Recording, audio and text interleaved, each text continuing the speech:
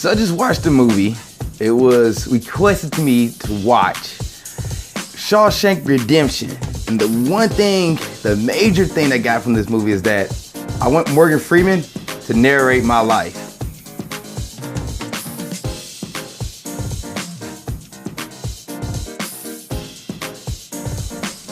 What's up, world? Welcome to another episode of Movie Breakdowns. I'm your host, Ali Zakka. Now, what is Movie Breakdowns? We look at new and old movies, review them, we give them a grade of A through F, pluses and minuses do count, and today I'm going to do Shawshank Redemption. Yes, the old 1994 movie. This movie came out literally 2 years after I was born. 2 hours and 22 minutes, but it was so good. Like, I put the movie on to give you guys the idea of where I was doing at the time I was watching this movie. I put the movie on, it's on Netflix, I put it on, and I was editing other movies while watching the movie. Like editing other movie reviews while watching the movie. And there are times in the movie I had to stop, rewind, like, wait, what did I miss? Stop, like, oh man, like, you know it's a good movie when you literally stop what you're doing and just sit back and watch the movie. And that's what happened. Like, I was trying to work on stuff, you know, get stuff out the way while watching the movie, do that. And since you're watching it on Netflix, you don't have to sit there, you know, throughout the whole movie. You can watch it, pause, and whatnot. So I was trying to get stuff done, but I couldn't do it. I literally had to stop and watch the movie. And because of that, like, anytime I went to go eat, anytime I paused it, came back, probably took me maybe 3 hours to watch the movie. But it was so good. It was so worth it. And I'm glad that I got requested this movie because, my gosh. So, what is the movie? The movie's about a man named Andy who gets framed for killing his wife and his wife's lover. Not Mr. His wife is cheating on him pretty much. So, he gets framed in the beginning of the movie for the death of his wife and the cheater. So he gets sentenced to life prison, and he's in this prison, and it's a hellhole. He doesn't want to be here. Everything about it's horrible. Besides, like, a few group of people, like Morgan Freeman's character, who is named Red. He's there. He's like one of the cool dudes that actually becomes friends with Andy, and Red and Andy become like, they kind of help each other out there in the movie. They become best friends, talk to each other, and like, ain't this going on? They talk about anything to be aware of, they talk about. And what happens is Andy slowly takes over the prison. He doesn't do it like in every other prison movie where the prisoners riot and they just run rucksaw over the prison, take down everybody. No. This was one where he did, like I said, microaggressions or passive aggressive stuff. Like, he would use his smarts and wits, because he's a financial guy. He uses smarts and wits to pretty much outwit the warden, outwit the head security guard. Like, for example, there's one part in the movie, and by the way, this is spoilers, guys, so I'm sorry, I'll put that in the comment section, but he end up like telling the head security guy, like, hey dude, I'll do your taxes, you're complaining about not getting your money back, and your wife won't get your money because you won the lottery, I can help you out, I can help you save that, you put in your wife's name, you'll keep this money. By him doing that, he got on good basis with the guards, so the guards wouldn't let anybody touch him or anybody beat him up. There's a part in the movie where he kept getting beat down by this gang in the movie, and it happened for 2 years straight. Like, every day he'll go through work, go through the prison process, and then get beat down. And it's some dark points in this movie. It's a Stephen King's movie, so it's definitely some dark stuff in this movie. But, like, it was cool how he was able to get the guards on his side, so anytime the gang tried to beat him up, the guards took care of the gangs, and they pretty much got rid of them, so he was never touched again. He was never messed with again. And then he gets to the point where he was able to help the librarian out in the prison and got a legit library in by writing the government to get the money to get a library in the prison. And he told him to keep doing this every single day, over and over again, until he made prison a place where he wanted to be. All the while, though, Andy is slowly carving out a hole to escape. And in the middle of the movie, he does find out that he is, like, innocent. And he goes tells the warden, and the warden's like, nah, man, you're staying here forever. I don't want you to hear anything about this again. And Andy's like, all right, well, I'm going to get out of here. And he finally gets out. And it's such a rejuvenating, such a relieving end to this movie. Like, it's such a great movie. I'm not doing it justice. Like, when it comes to movies like this, it's almost like you have to watch it to like really appreciate it. So I'm gonna just go ahead and jump into some characters. Andy Dufresne, I'm just calling him Andy. He's played by Tim Robbins, who did a great job. Like, Tim came off as a character to me. As an actor, he played a character to me that I didn't get attached to. At first, I was like, okay, so like, he doesn't like a really friendly dude to talk to. Like, he had a more of a stoic kind of vibe. But then you start seeing his journey through this movie. You're like, man, this sucks. So you start to feel for him. And you start to feel for other characters.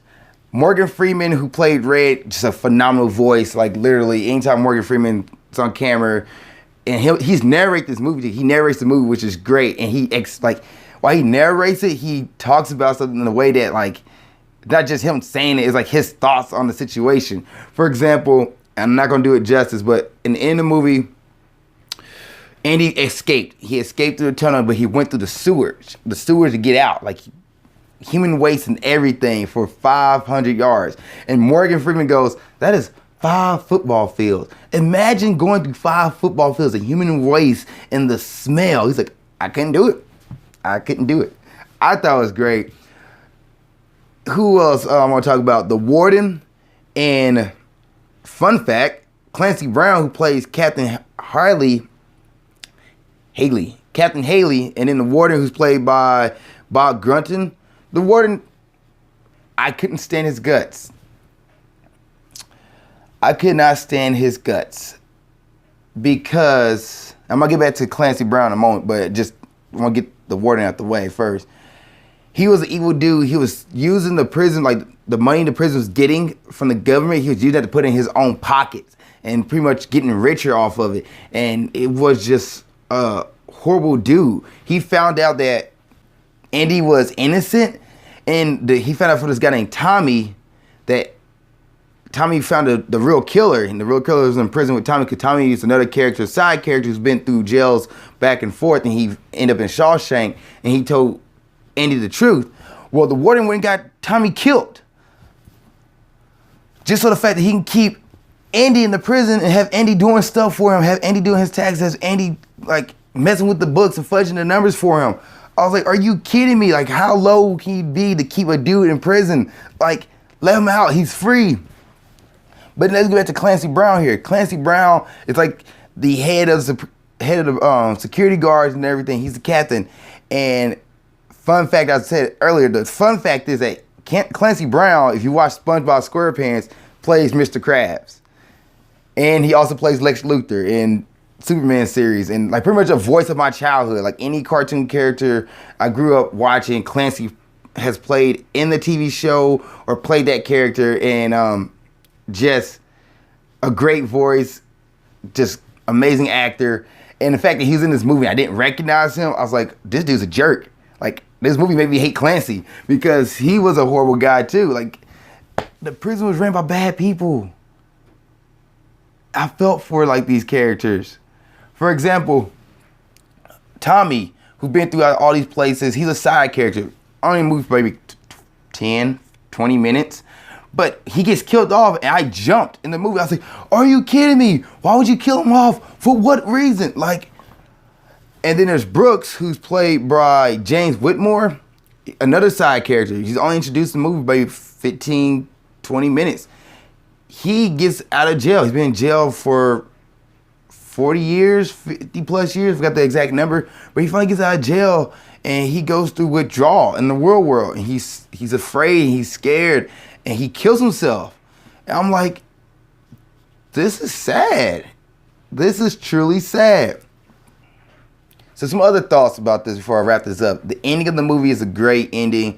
It makes you feel for Morgan Freeman character and Tim Robbins character. Morgan Freeman gets out of prison after Tim does. Tim escapes, and he tells Morgan, when you get out, pretty much go to this spot and there'll be something there for you. Morgan finally gets out, and he's on house arrest, doing the daily mundane stuff, got a job, working at a grocery store, and he's talking about the same thing. Brooks talking about how being in the real world, everything has changed. You know, I've been in prison for 50 something years and everything has changed. Everything looks different. And Morgan's thinking about suicide. Like he thinks like, just like Brooks did, he's thinking about the same thing, but he said the only reason it's keeping me alive is the promise he made to Tim or Andy in the movie. And he finally just says, I'm gonna get up and do it. I'm gonna get up and go find this spot. And he went and found it, and he ended up meeting Tim at the end of the movie. They both went to Mexico, and they're gonna start like a business or some kind of venture. And I was like, oh my gosh, it ended on a happy note, because I was gonna be super sad if, you know, Morgan Freeman got killed off too. Just another thought. And one of my favorite lines from the movie is, get busy living or get busy dying. When I heard that, I was like, dude, that's a lot for, like, you don't have to be in prison in order to, like, appreciate that. Because get busy living or get busy dying is like, heck, you're gonna live life and you're gonna die at one point or another. But yeah, you're gonna start living your life and doing things you wanna do, or you're gonna just going through the mundane, constant prison of life itself, of just like being the same mundane thing over and over again until you eventually die off and with nothing fulfilled. So get busy living or get busy dying. And I was like, yes, quote written down, can be put on my wall, love it. All right, so is this a Friday night movie? Yes, watch this movie with your friends and family. Let everybody like just get into it, invest into it, have a discussion about the stuff that goes on in this movie, because it's such a great movie. And grading time. I'm gonna grade Shawshank Redemption a solid A. This movie was a great movie. I loved it.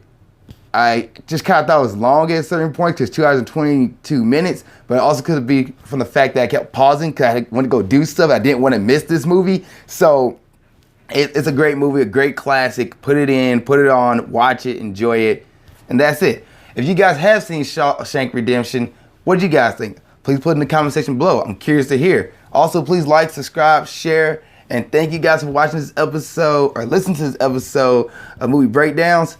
See you next time. Keep being awesome. Thank you guys for watching this episode. I really appreciate it. Please like, comment in the comment section below, and please subscribe for more episodes of Grind Towards Success, movie breakdowns, or whatever it is that you're watching on my channel. I have different stuff from interviews to other movie reviews to wrestling reviews. If you're a wrestling fan, please subscribe if you want to see all that and see what's going on. Also, you can follow me on Snapchat here, follow me on Instagram there to see what I'm doing in my personal life as well as my business and Ninja Warrior. And lastly, you can watch the last episode of Grind Towards Success here. You can watch the last episode of Movie Breakdowns there. Thank you guys once again. I really appreciate it. See you next time. Keep being awesome.